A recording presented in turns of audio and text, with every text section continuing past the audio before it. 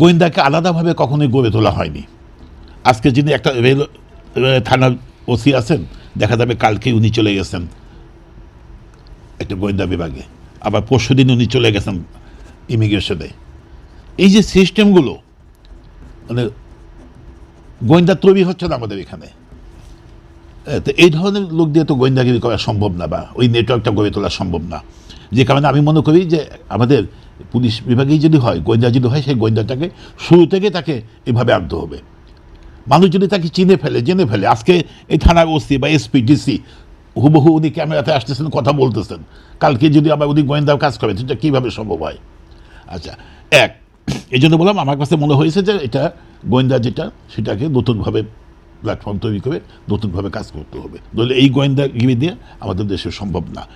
আর একটা হচ্ছে প্রিভেন্টিভ, যেটা বলেন ভাই, যে একটু আগে যেটা বলে গেলেন সবগুলো প্রার্থী। এই আমি যদি হাদির কথাই বলি, হাদি তার ফেসবুকে বলেছেন, তার পরিচিত কয়েকজন লোকের কাছেও বলেছেন, পুলিশের কাছেও বলেছেন যে তাকে 30 বার হুমকি দেওয়া হয়েছিল। ওদের স্বপ্ন পূরণে পাশে থাকতে পেরে আমরা গর্বিত। ইন্ডিয়া থেকে, আওয়ামী লীগের পক্ষ থেকে, নানান জায়গা থেকে তাকে 30টা বার তাকে হুমকি দেওয়া হয়েছে। তাহলে প্রিভেন্টিভ ব্যবস্থাটা পুলিশ কী দিয়েছে? একটা প্রার্থী প্রচারণা করতেছে, এবং সেখানে সেন্সিটিভ একজন প্রার্থী, যার বিরুদ্ধে এইগুলা হুমকিগুলো আসছে, যাকে ঘিরে, হ্যাঁ, তিনি এরকম প্রকাশ্যে দিনের বেলায় একটা শর্ট রেঞ্জ থেকে তাকে গুলি করে মারা হলো। তাহলে এখানে আশেপাশে কে ছিল? দেখেন, আমাদের সংবাদ মাধ্যমে আমি দেখলাম সংশ্লিষ্ট জোনের ডিসিকে বোধহয় ফোন দিয়েছিলেন একজন সাংবাদিক। উনি বলেছেন কি, বেশ কয়েক ঘন্টা পর উনি বলছেন, হ্যাঁ আমি শুনেছি, হ্যাঁ বিষয়টা উনি শুনেছেন, বা উনি বিস্তারিত কিছুই জানেন না। তো এই যদি আমাদের পুলিশিং হয়, বা এই যদি আমাদের ইন্টেলিজেন্স হয়, তাহলে আমাদের বারবার এটাই করতে হবে, এটাকে মেনে দিতে হবে।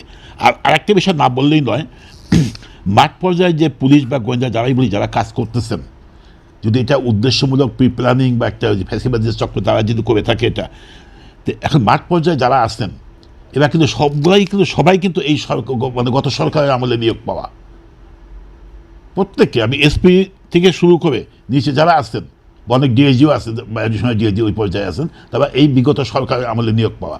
আর আমাদের দেশের নিয়োগের একটা কালচার হয়ে গেছে, যখন বিএনপি থাকবে বিএনপির লোক নিয়োগ পাবে, যখন আওয়ামী লীগ থাকবে আওয়ামী লীগের লোক নিয়োগ পাবে, যখন জাতীয় পার্টি ছিল তাদের লোক নিয়োগ পাবে। এই কালচার থেকে আমাদের বের হয়ে আসতে হবে।